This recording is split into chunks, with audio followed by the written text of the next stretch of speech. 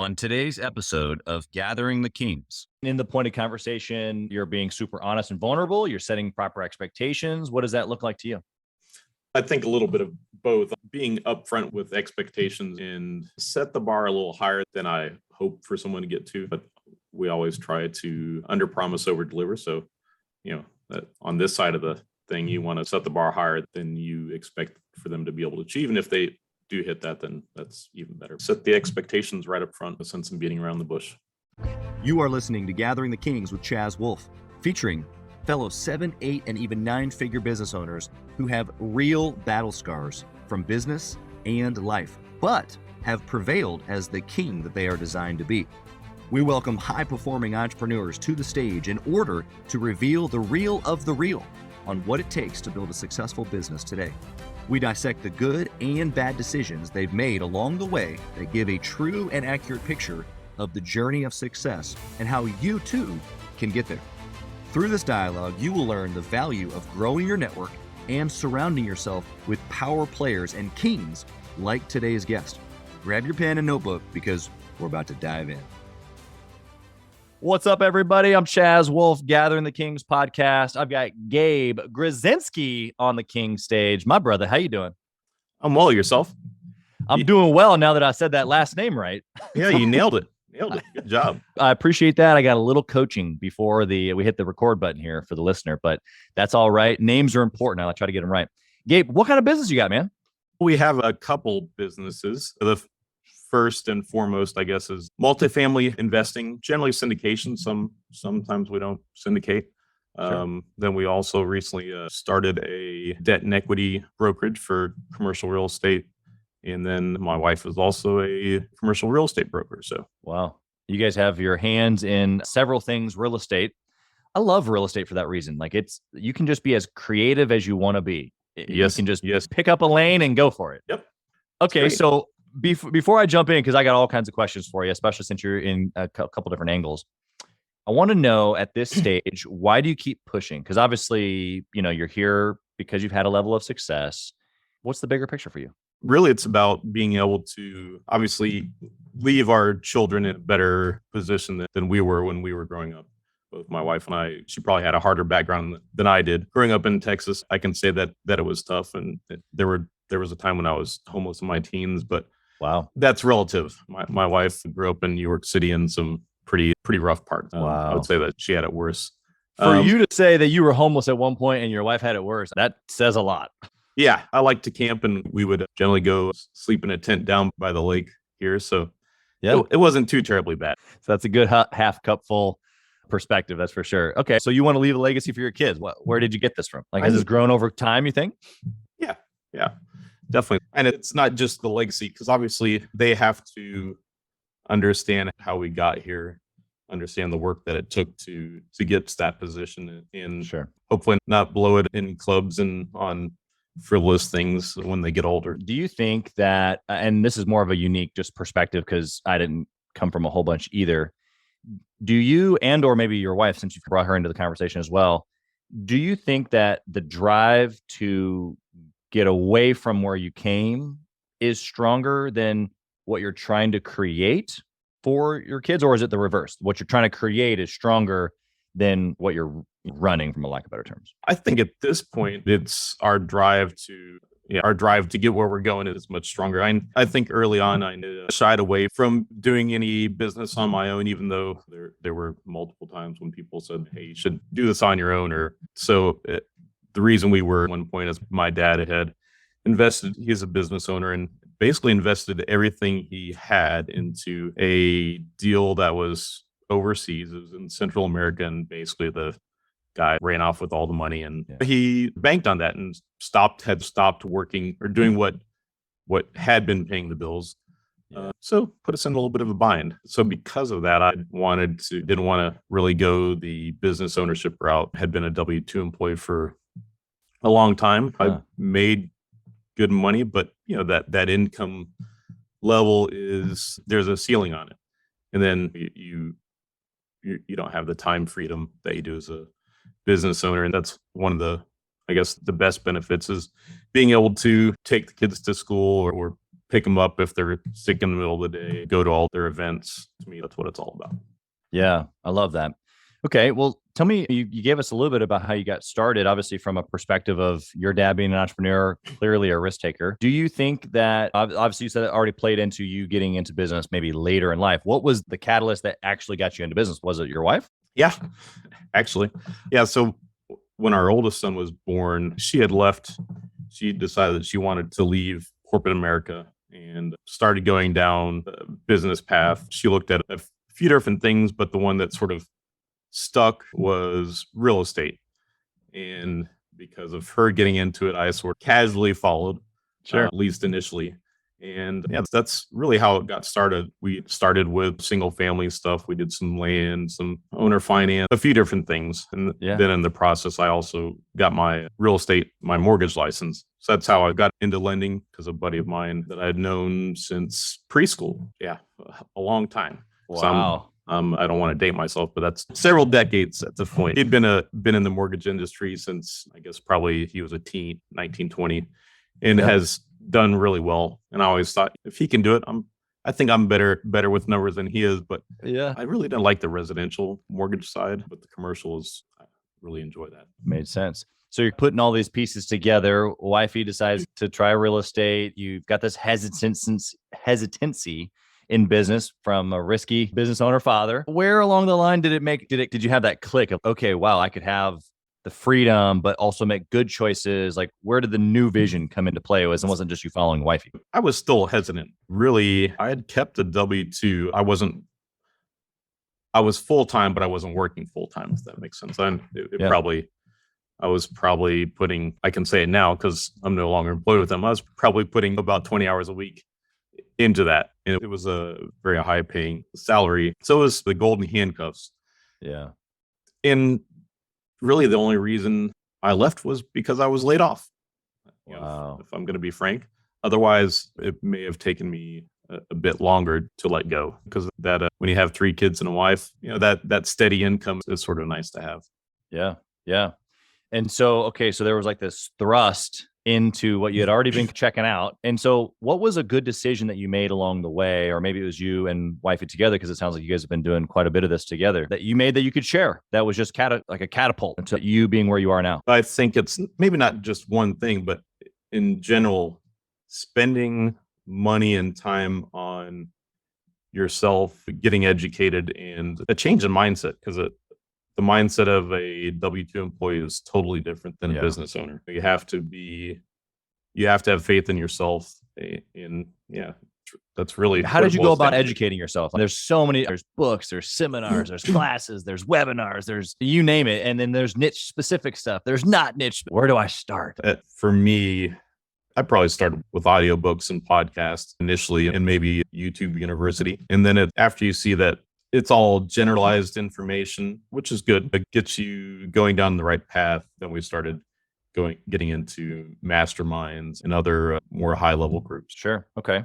And for you, it sounds like there was a progression. So the decision that you made was personal development, knowledge, building yourself, building your understanding, like really pressing into you. And you did that through books, audibles, YouTube, podcasts, and then eventually got into, you're saying, masterminds, other type of high level thinking. Is there like a scale that you're following along? Is it just when you have enough knowledge, then you need connections? Or what were the stair steps for you and why you chose to do those different things? It was really to be in the room with other folks, like-minded folks that are doing bigger, you say bigger and better, who knows if it's really better, but perceived bigger and better things than you are. And really that's it, because you don't need to reinvent the wheel. You want to follow down the path of someone that's already done it is the easiest way to go. That's why. Shrink time. Okay. What about a bad choice? Gabe, what'd you do that you just stop everybody from making the mistake? If you could write our stories for us. Oh, bad choice. There have been several, not that long ago. It was a few different things. Choosing who you partner with, I think, on opportunities is very critical. I won't say that it was all due to that poor decision, but we lost 6 figures on something that partly because of that. It was a number of things, but just doing your due diligence on on potential partners. Yeah, obviously in your space, not everybody, you partner with people on almost probably every deal, and you're bringing in just different JVs or doing different things with different skill sets. It's a pretty well-known thing in your industry, but is that, I guess that's hiring, or it's finding vendors, or what you're really talking about is the people that you go into a relationship with, not be analysis paralysis, but have a process where you're vetting maybe. Is that what I'm hearing you say? Yeah, you need a date before you jump into a marriage. It's a good analogy. Yeah. How could you recommend that the listener do that if they're out there trying to hire a guy for their construction crew, or trying to find a new vendor for their marketing business or whatever? What are some of those dating things that they could do? I guess, first of all, would be to reference check. Very common, but you really don't probably do that a lot of times. Yeah, at least good. I didn't, for sure. And there's agreements that you can put in place. All of this was, up until a certain point, was all just verbal. So there's agreements that you can put in place. I'm sure there's some test disc profiles and such that you could probably take to help determine if they're a good fit or not. And really just having some pointed conversations. Yeah. And in the pointed conversation, you're being super honest and vulnerable. You're setting proper expectations. What does that look like to you? And I think a little bit of both. Being upfront with expectations and setting, I like to set the bar a little higher than I hope for someone to get to. But we always try to under promise, over deliver. So, that on this side of the thing, you want to set the bar higher than you expect for them to be able to achieve. And if they do hit that, then that's even better. But yeah, I think just having some conversations, and I guess there's a point where maybe you have to be vulnerable with them, but set the expectations right up front. No sense in beating around the bush. Yeah, exactly. Okay. Hey, kings and queens, Chaz Wolfe. I want to talk to you about something that's super important to me. We put a lot of time and effort, we meaning myself and my team, into this podcast, into the content that goes out every single day. And if you have been getting any sort of value or insight from this, we want it to be able to reach other business owners too. So we would love if you would like, comment, share, leave a review, post, share again, all of the things on social media, on all the different platforms, or even on the podcast mediums of Apple and Spotify. We would love to be able to get our content into more hands, more entrepreneurs, so they can grow their business as quick as possible. Together, we are building a community of like-minded entrepreneurs who are committed to growing their businesses to new heights. So let's do this. Let's help each other. Let's help each other grow. What sort of process or maybe discipline, Gabe, do you guys have in place around just decision making in general when it comes to the business? If I'm being honest, generally, if it's not just me making the decision, if it's something that really needs to go between my wife and I, sure, generally she's going to have a little heavier say in matters. I tend to, I know there's a decision, it worked out well for us, but I made in a deal that we were doing that, had I listened to her or gone to her prior to making the decision, we wouldn't have done it. But it did work out. Got it. I'm glad for that, because I have a couple of those where I didn't, or actually I did go and she told me not to, and I did it anyway, and it didn't work out so good at all. Oh, yeah. No, and that's one of those deals where you're probably reminded of it every so often, I'm sure. Yeah, I actually, it is. If the roles were reversed and I was asked that question as far as a bad decision, it would be one of the examples I would give. I'd say, look, I lost $600,000 on a bad decision, on ego. But the reality is, yeah, exactly. My wife at that point couldn't give a business case for why we shouldn't do something. And so for me, it's all logic. Is a business case or not? And I didn't have this understanding of this intuition, specifically this women's intuition that they have. And she knew we weren't supposed to do it, but she couldn't necessarily articulate why. And so I did it anyway. Anyway, we have a different process now, right? Where I'm a little bit more open to those rounded, I feel like we shouldn't do this answers, even if they don't have the super solid business case. I'm a little bit more open to those nowadays. Yeah, I would say so as well. And if it's a black and white sort of numbers thing, I'll make that decision all day, every day. That's what I do. But if it's about partnership, she's definitely good at picking up those indicators. Yes, very good. She should have been in the FBI, I think. But yeah, that's awesome that you've got not like a secret weapon, but where you can count on her for that. And it's not like it's work. I'm sure she just naturally comes to her and you guys working together in that way. That's incredible. Okay, so I've got some speed round questions here for you, Gabe. I want to know, if you dwindle your entire business down into one trackable metric, what would it be? One track. Fine. This stage, and I guess really depends on which business, but just the number of conversations had, I mean, that can go on the investment side as well as the debt and equity. Sure. The more people you talk to, the more potential investors you have, or the more deals you have in your pipeline. Yeah. Pipeline management sounds like, of course, if you have, if you have no pipeline, you have no business. Yep, exactly. Or at least not a growing one, right? Yeah. Okay. Well, Gabe, what book would you recommend that a six-figure business owner read that would help them scale to a larger think? Oh, there's a lot, and I haven't finished it yet, but Who Not How. It's an incredible book. You should finish it. Yeah. Yeah. Okay. And what's been your one takeaway so far? And you really need to, instead of trying to be the jack of all trades, you need to find a person to do the task or something that you're struggling with. There should always be, in that you should have a roadmap for that as well. For whenever the business grows, you need to have those who's identified. Yeah. Yeah. I love the perspective there, especially since you've already talked about the caution in going into partnerships, because the who doesn't always have to be an employee. It can be a partner. It can be a vendor. It's just someone who adds value to you in that way. And of course, there can be a reciprocation of value. Yeah. There should be a reciprocation, but those cautions that you gave earlier about being diligent about who those who's are play right into even that suggestion from that book. I think that's fantastic. You've already mentioned masterminds and that type of a thing. My question that I always ask guests here is, do you intentionally network or mastermind? So since I already know that you do, my thought would be why? What is, like, at this level, or even maybe more specifically, let me ask you this. Thinking back to the listener's level, 6 figures, they're trying to get to 7. What would networking or masterminding do for them that it did for you?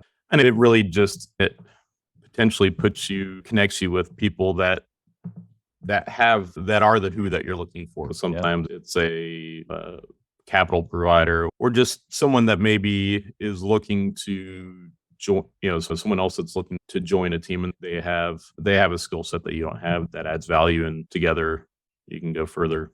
Yeah, 100%. Do you think that the relationship piece, because that's really what you just described, is that their business, what they're trying to grow is one relationship away, and anything that they can do to meet the next person or who is worth it, is what I'm hearing you say? Yeah, definitely. And I'd agree. We've made some great connections here over the past few years in the masterminds that we've been going to. Yeah, it's incredible. Yeah, I'd agree. Okay, if you only had 1 hour, Gabe, within the week to work on or in your business, how would you use that 1 hour? You couldn't use any other time, just the 1 hour in the week to work on your business. What would you do to successfully run your business like you do now? I would try to talk to as many people as possible. Probably set up 10, 15-minute meetings and talk to 4 to 6 people. There you go. Because for you, the lifeblood of what you're doing in real estate is finding the next investor, partner, those meetings. Yep. Yeah, 100%. Okay. And last question here for you. We've gotten through these quickly. You are a concise individual. I love it. But if you lost it all, what would you do? If you were back homeless again? We lost quite a bit. You have to get back on the horse and start riding again. Continue doing what we're doing right now. Really? Okay. Yeah. And do you see that because you've already lost it all one time, even though maybe you're much younger, does that just give you confidence that whatever, we'll figure it out? Or does that come from a different place? Where's the mindset come from? Yeah, I think now I feel a lot more comfortable just getting up and going after it.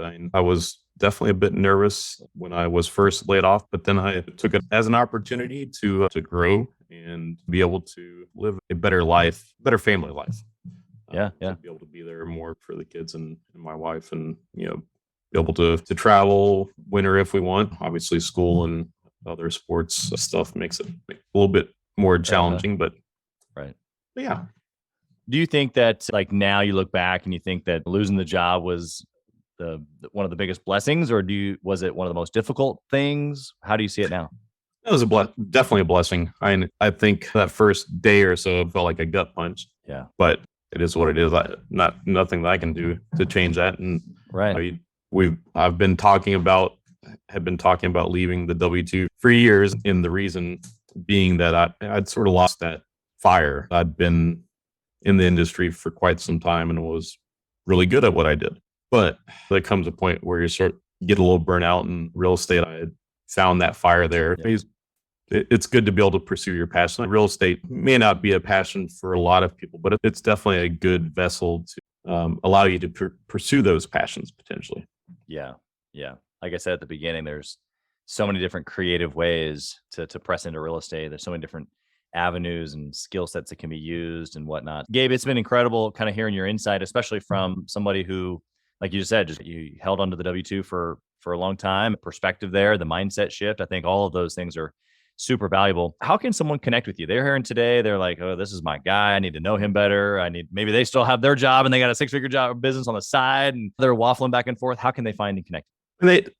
So the best place, my age demographic, you're going to best connect with me probably on Facebook, and then LinkedIn. I'm on there a lot as well, but not as much as Facebook. And you can Google me and you'll find me pretty easily. There you go. We have just appreciated of your insight and your story, the value that you've brought, and we just thank you for that. Everything that you got your hand into, we wish you nothing but future success, and we want to be part of the ride. Maybe we'll end up doing something together. You never know. Sounds great. I look forward to it. Yeah, we appreciate you being on the show, bud. Thank you for listening to Gathering the Kings today. I hope that you were able to pull out a few nuggets to go apply into your business right away. More importantly, though, I hope that you're realizing that it takes more to be successful than just being by yourself, doing it all on your own, carrying the weight all by yourself. What I have realized, not only in my own journey from multiple businesses and multiple different industries, and now interviewing over 200 or 300 other very successful 7, 8, and 9-figure business owners, is that it's tough to do it alone. And so Gathering the Kings exists to bring together successful entrepreneurs. In fact, we are putting together 1,000 kings, specifically who are grateful but not done. We're intentionally assembling kings who fight tooth and nail for their business, family, and communities. And here's what we believe, that in the pursuit of excellence in those areas, that it ignites within us the responsibility to govern power and forge a lasting legacy. So if that relates and resonates with you, and you know that you need people around you, sharp, qualified, other very successful business owners, I want you to go to gatheringthekings.com. I want you to take a look at what we're doing and see if it makes sense for you to be part of our pursuit to 1,000 kings. Talk soon.